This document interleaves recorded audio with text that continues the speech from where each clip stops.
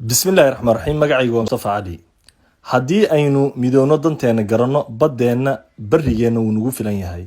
kilibtan mar kale waxaad ka baranaysaa faa'iidada ay leedahay isu naxariisashada labadan bisadood waxay garan weysay Soomaalidu ma garan weyn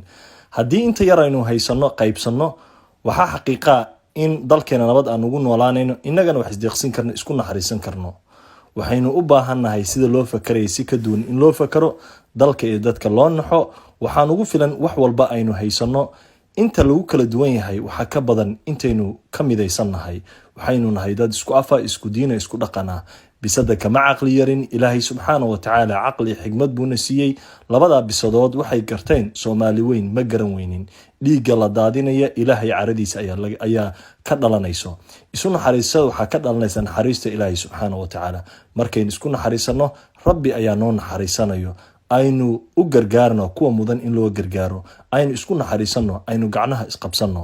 waa walaalkin Mustafa Ali oo idinku dardaarmayo wanaag iyo inaynu isu naxariisano. Assalamu alaykum wa rahmatullah.